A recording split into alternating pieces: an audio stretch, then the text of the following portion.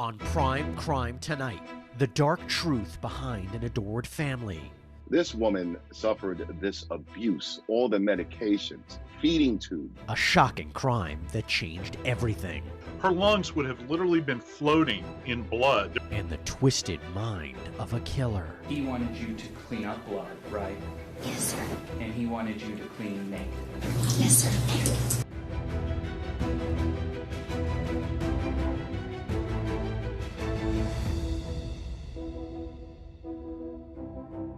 Good evening, everybody. I'm Jesse Weber, and welcome to Prime Crime Tonight. This is where we do a deeper dive into the most high-profile and memorable true crime cases. Tonight, it's about a mother-daughter relationship that's straight out of a horror movie. Claudine, DeDe Blanchard, and Gypsy Blanchard. At first glance, they look like a loving mother and daughter. Those who knew them would say DeDe relentlessly took care of her young girl, who ever since the age of 8 was suffering from numerous ailments like leukemia and muscular dystrophy. The only problem? It was all a lie. This woman, DeDe Blanchard, she held the ultimate control over Gypsy. To this young girl, Gypsy, she was a monster. Gypsy was in fact a healthy girl. Evidence would reveal that DeDe deliberately fabricated her daughter's medical conditions. She forced Gypsy to be confined to a wheelchair, shaved her head, and sometimes had her take medications that would mimic symptoms of real diseases. All of the years that Gypsy had suffered through with surgeries that were unnecessary, procedures, this perceived facade that she had to carry on with. While it's not clear what caused DeDe to do this, her own mother was apparently overbearing as well. Family members have indicated a strained relationship between the two, with some suggesting, at the end, DeDe may have starved her mother to death. Whatever may be the case, health professionals believe that when it came to Gypsy, DeDe may have been showing signs of a mental illness called Munchausen syndrome by proxy. A caregiver is intentionally feigning or actually committing some kind of medical or psychological problem on the person that they are supposed to be caring for. Generally, they do this because they appreciate the attention that they get from having someone in their life that needs significant medical or psychological help. DeDe was able to con the public by receiving donations, having the Make-A-Wish Foundation pay for a trip to Disney World, and even allowing Habitat for Humanity to build the two a house in Springfield, Missouri. Despite signs that this was a farce, DeDe continually misled doctors and caseworkers. There certainly has been questions as to whether these doctors should face, the doctors who were involved, who treated her, should face some form of malpractice. This is a failure of the healthcare system.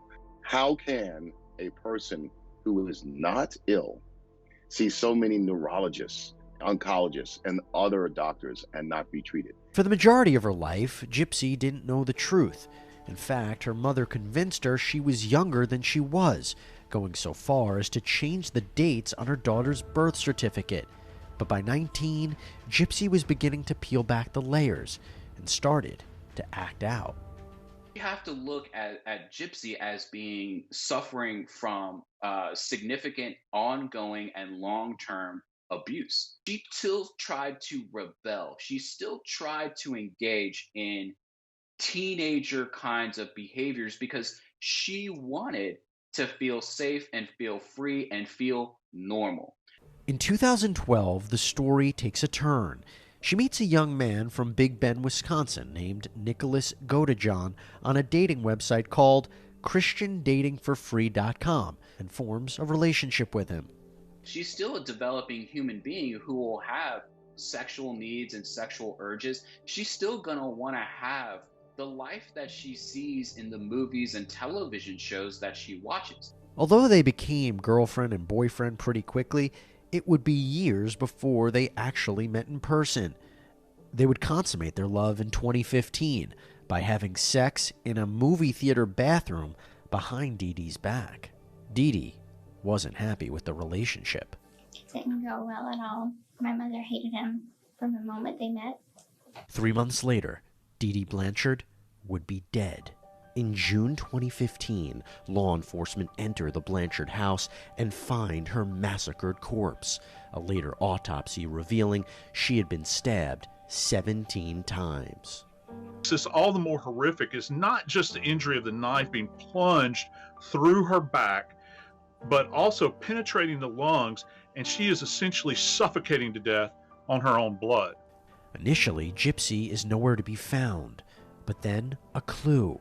Someone using DeDe's Facebook account posts graphic and disturbing messages. Investigators track the IP address to Nicholas Godejohn. Once Wisconsin authorities burst into his home, they find Gypsy alive and well. In a shocking twist, Nicholas decides to tell police what happened. I'll admit it. I did actually stab her. I will admit it. Do you know how many times you stabbed her? 4. You stabbed her 4? Yeah, 4 times. Okay. The 4th one, I felt it go into, I think it might have been her lungs. Okay. You had an individual that had total and complete dominance. He essentially straddled her, was on her back, and began to plunge this knife into her multiple times. But did Nicholas act alone? Did he kill DeDe and kidnap Gypsy? The story takes a turn again. Did Gypsy know that you were going to kill her mother? Honestly, she asked me to. Okay. So Gypsy knew you were going to do it because Gypsy asked you to. Yes. Why did she ask you to do that? Because she thought it was her only way to be with me. Okay. Investigators piece together a fuller picture of the murder.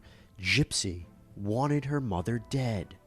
Gypsy doesn't want to be controlled. No human actually wants that. She wants to break free and understands that the only way that she can break free is by her mother no longer being in the picture.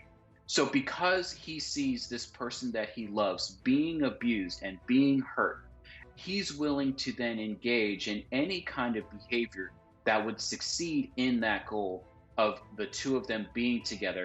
Nicholas explains that Gypsy led him into the house, gave him the knife, and stood back as he proceeded to stab DeDe to death in the middle of the night. How she said it? She pretty much yelped it. Yelped it? It's like, Gypsy! Okay. yeah, she was loud. And what did you do when she did that? It didn't stop me from keep on going. Okay. You just kept stabbing her? Yeah. He just continued to kill her over and over and over again. He wanted to make sure that she was in fact dead. This is what we refer to as overkill.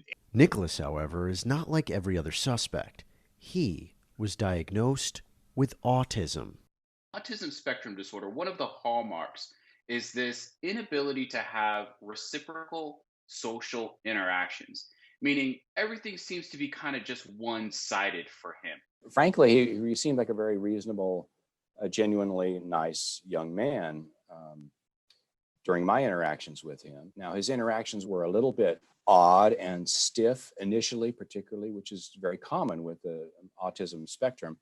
And Nicholas was very mild in that spectrum. He also has an extremely low IQ. He doesn't understand complicated and complex concepts. So just immediately being asked whether or not he did it, yeah, he would immediately confess to the crime. He has no reason not to.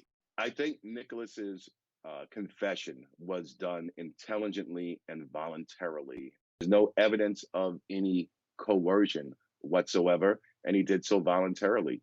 So just because he has a certain level of diminished capacity doesn't mean that he is not capable of giving providing a confession that will stand up in a court of law. This begs the question, was he manipulating Gypsy? Is she thinking? Does she have the ability to kind of conceptualize in that moment what she has entered into? It's almost like she's entered into a deal with another devil.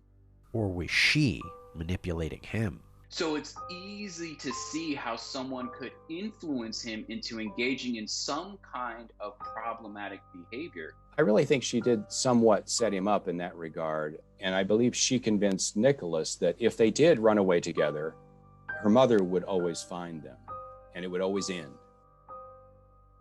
When we come back, we don't just have Nicholas's side of the story. but Gypsy's as well. Had you discussed alternative methods of killing your mother? Yes. What other alternatives had you considered? Poison, arson, guns.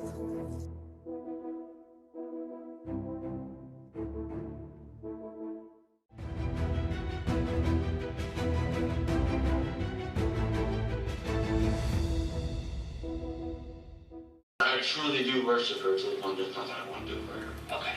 Okay. Well, I think you've proved that. Nicholas Godejohn confessed that he murdered DeDe Blanchard, the mother of his girlfriend Gypsy Blanchard. He claims Gypsy urged him to do it so that they could be together and she could be free from the woman who had been keeping her hostage for years. As we get further into the case, the details become more frightening and the relationship between the two more complex. Ultimately, Nicholas and Gypsy are both arrested and charged for DeDe Blanchard's murder.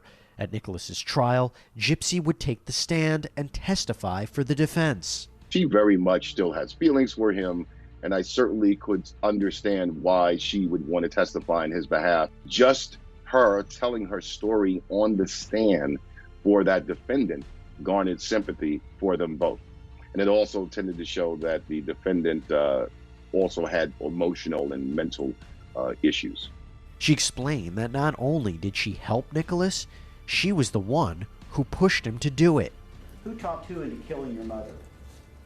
I did. I talked him into it. Why not just tell somebody rather than kill your mother? Why was that not an option? I truly didn't believe that nobody believed me if I told anyone. My mother had legal documents in place saying that I was incompetent. For Gypsy, it was her perceived key to the freedom that she had so longed to have. She didn't have the ability to create what we view as kind of normalized relationships with anybody. And what was your mom doing that caused you to be more desperate? Things were getting physically and more physically abusive. The hitting was more. The starving was more. And when it came to those alarming Facebook posts from DeDe's account, guess who wrote them? Who made that post? I did. Did you make that post pretending to be somebody else? Yes. And who were you pretending to be? Nick. This is just her wanting to make sure that all of the blame would then be placed on Nicholas. And why would you make that post claiming to be Nick? I wanted her to be found. I wanted the cops to find her body. I've had this happen in a couple of cases where perpetrators have called in cases where they have left a body behind, but yet they don't want the body to essentially decompose and be left all alone. Yet it was Nicholas who actually killed DeDe. Why didn't you kill your mother? I didn't believe I could do it. Gypsy wasn't even in the room. When you were stabbing Dee in the bed, where was Gypsy at? She was hiding in the bathroom. Gypsy hiding in the bathroom is most likely a protective behavior. It's probably the only area in which she was able to be by herself without her mother's influence. During cross-examination, the state chipped away at this idea that Gypsy was the mastermind. You mentioned that how the murder was to take place, that was all up to the defendant, correct? That is correct. And it was the defendant that told you he wanted to stab your mom. Correct. And it was the defendant that told you he wanted a knife. Yes. You never told him to stab her 17 separate times, right? No. After the murder, it only got worse. He wanted you to clean naked. Yes, sir. Because that kind of turned him on. Yes, sir.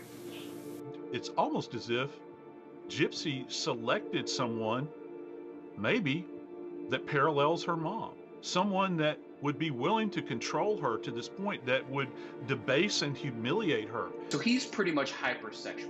He's got this one person who is engaging in sexual acts and sexual behaviors and sexual conversations with him that he's interpreting as love. And again, having autism spectrum disorder means that he doesn't really understand reciprocity. Nicholas Godejohn has quite the history. He was arrested in 2013 for allegedly masturbating in a McDonald's and carrying a knife. His apparent sexual proclivities may have played a role here as well. After the killing, he and Gypsy then have sex. Nicholas assures it was consensual. Obviously, I was the one that was in charge, but she went along with it willingly. Okay. Yeah. And so what did you guys do when you had sex? We pretty much did all three things. We did we did all of them.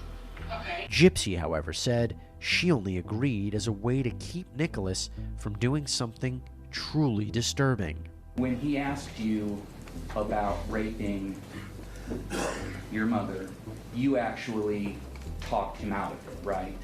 Yes.